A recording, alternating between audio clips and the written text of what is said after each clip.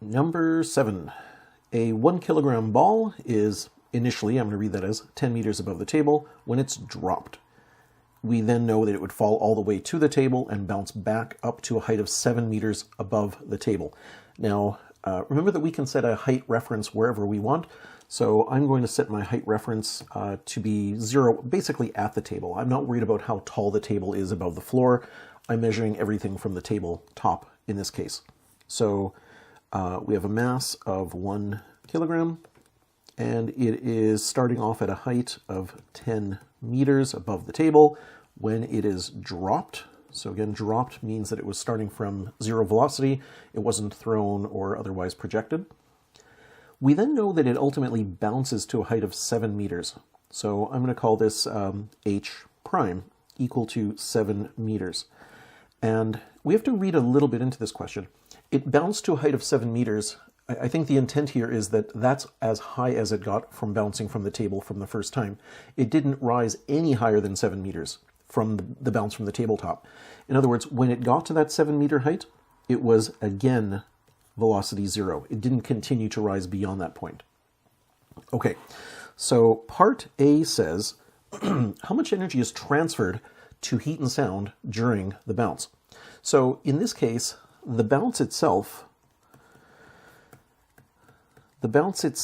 will actually be a bit complicated. There's going to be some loss of energy. There are non-conservative forces basically doing work. That non-conservative force, in all honesty, would be kind of tricky to explain.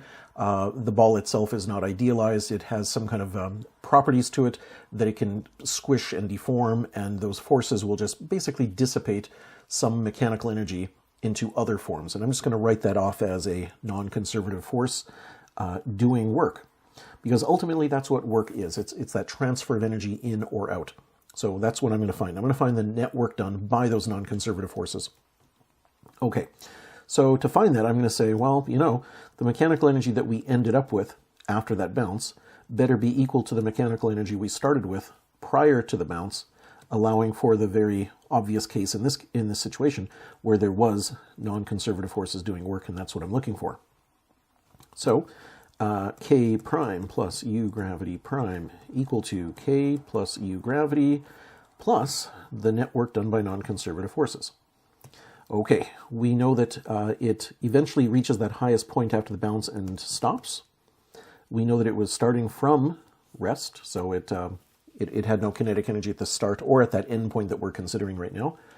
So that means that mgh prime equal to mgh plus the net work done by non-conservative forces. That means that the net work done by non-conservative forces is equal to mgh prime minus mgh.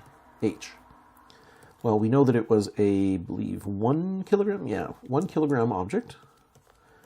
G is 9.8, and the h prime after the bounce was 7. I hope that's right. I have to keep scrolling back and forth, but oh yeah, it was 7. And subtract m again of 1, g of 9.8, and the starting height of 10. So this is going to be our net work done by non-conservative forces. Grabbing my calculator here, I can see that it's going to be, get that in there, 29.4 negative, 29.4 joules. Okay, now the reason it's negative, just to explain this, is basically our system lost energy. If the net work done by non-conservative forces is positive, the system gains energy, and if it's negative, it lost mechanical energy.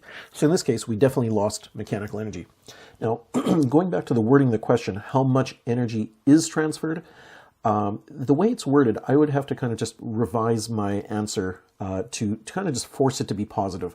The negative does have meaning as what I just explained it as a loss, but if somebody just says how much energy was transferred, that's looking for essentially an absolute value of that.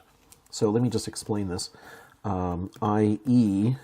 29.4 joules was transferred. In this case, specifically out of our system. Okay, but I'll just report that as a positive answer for that reason. Maybe a quick analogy would be useful. If somebody said, hey, you gained negative $20, that'd be a weird way of saying it, but if you gained negative $20, that's effectively like saying you spent $20. Now imagine somebody says, yeah, but in the process, like how much money was exchanged or how much money was transferred. We wouldn't report that as a negative number. That's why I'm kind of forcing my answer here to be positive. Now there's a part B that says, explain why this ball cannot bounce to a height of 12 meters if it's dropped, and again I'm reading into this, from the same height of 10 meters. So if you drop it from 10 meters, if the mechanical energy was perfectly conserved, I would have expected my ball to bounce back to the same height that it started with of 10 meters. So that would be like the ideal case. The reason it can't get to a higher point of 12 meters, and again, this is assuming no like really strange things like a little rocket booster attached to the ball, essentially it just doesn't have enough energy to get there. So if I have to write up an answer to part B, I would say it, it could, at best, bounce to the same height, which would conserve mechanical energy.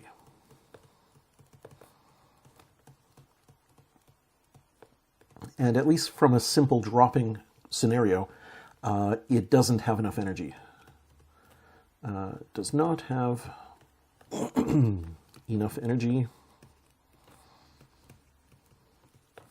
to go higher.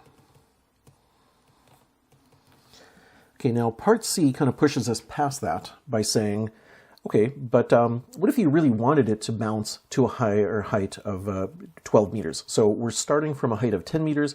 What if you insist that it is going to hit the table, rebound off the table, and get up to a higher height of 12 meters? Is there anything you could do that would allow that to happen? And the answer is essentially, sure. I don't remember if it was a yes or no question. What could you do? Well, not really. Okay, so let's not say yes. Let's just say you could, or let's say you would have to provide additional energy. And there's a lot of ways that you could do that. For example,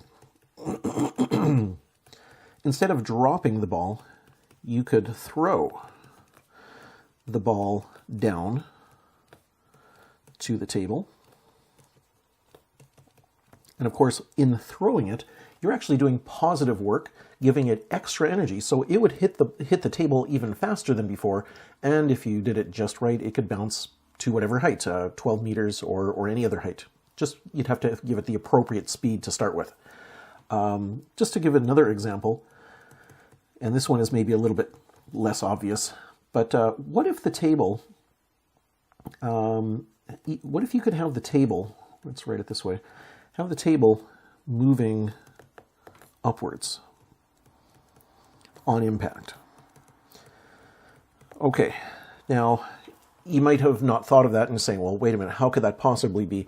Not my job to really explain how it's happening. What I'm really trying to imagine, though, is something like maybe more akin to like a tennis racket. If you have a ball fall down to a tennis racket and the tennis racket is moving upwards on impact, that tennis racket can actually do positive work to the ball if it's done right. So in any case, part C, I've given two quick examples here, but the bottom line is something has to provide additional energy for it to get there. As was explained in part B, where we were assuming that nothing strange happened and it just didn't have enough energy to get there. So B and C together kind of form a nice pair of questions that are directly tied to each other. That's the end of this question.